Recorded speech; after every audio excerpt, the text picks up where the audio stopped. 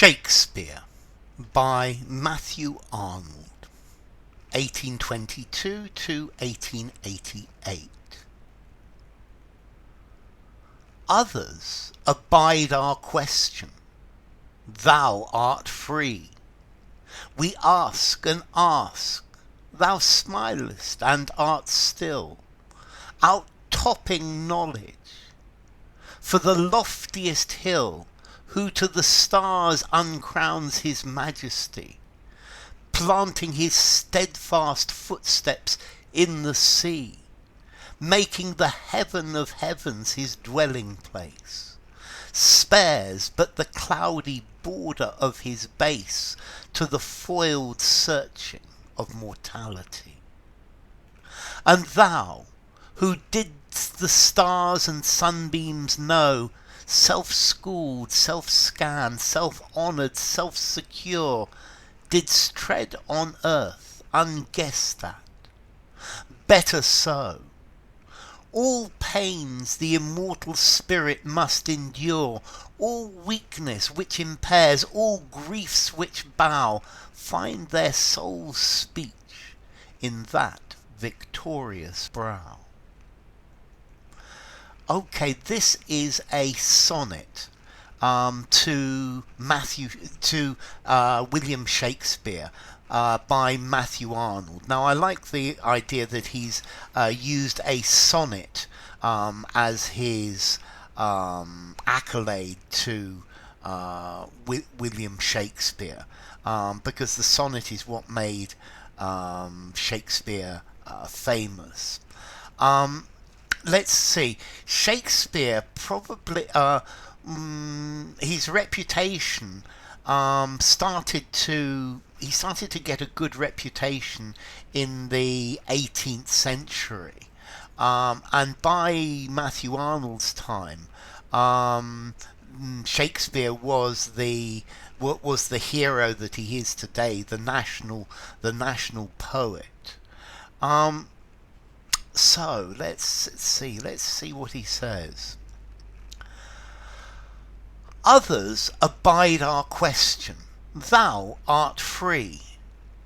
So I think he's saying here that other poets, we can ask our questions about other poets and answer them.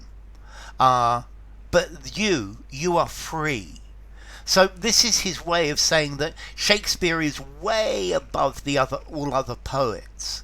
That we can ask and answer our questions about other poets, and we find answers to them. But we can ask our questions. We ask and ask.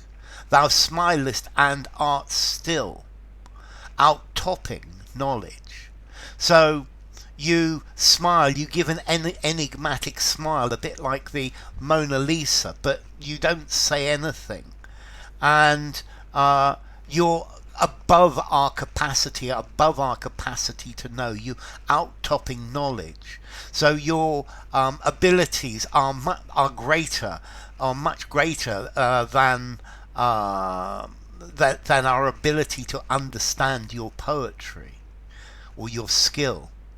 For the loftiest hill, who to the stars uncrowns his majesty.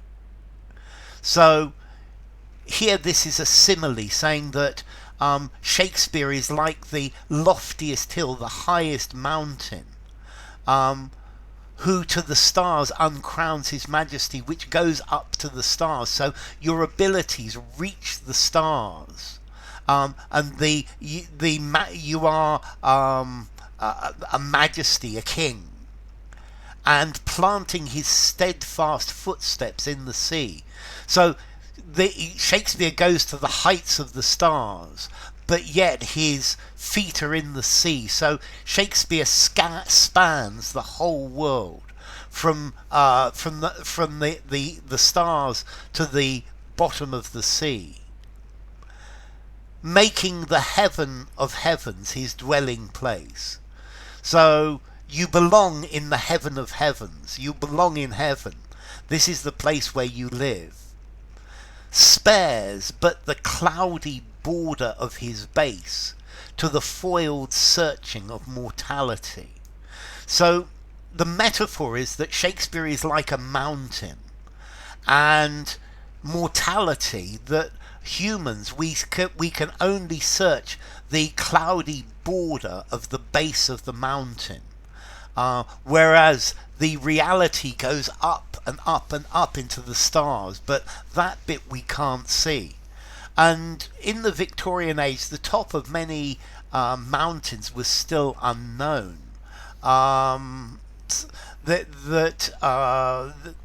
People only knew the lower slopes of many mountains, and it's perhaps the beginning of the 20th century or the late 19th century when climbers started to climb big mountains. So we as humans, we only know the lower slopes of the mountain, but everything above that is shrouded in mist, and this is a metaphor for the abilities of Shakespeare. We can understand the lower slopes, but we have no idea of how high this reaches. And thou, who didst the stars and sunbeams know, self-schooled, self-scann'd, self-honoured, self-secure, didst tread on earth unguess'd at, better so. And you, Shakespeare, you who knew the stars, you knew the sunbeams, you knew all of the beauties of the world, and you were self-schooled, you taught yourself.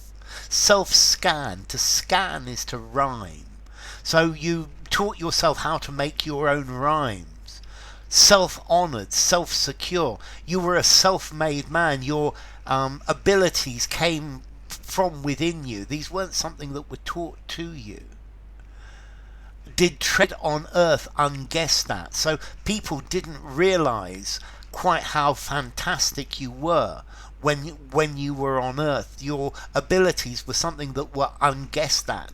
People didn't know that during your time. Better so, and it was better like that.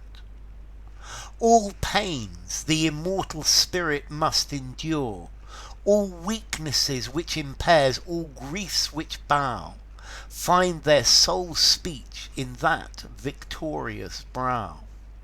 So all of the pains that the spirit endures, all of the painful things in life, all of the weaknesses which impair humans, all of the sadnesses, the griefs which bow us down, these are expressed by your mind, by your poetry, by your works, by your plays. So all of the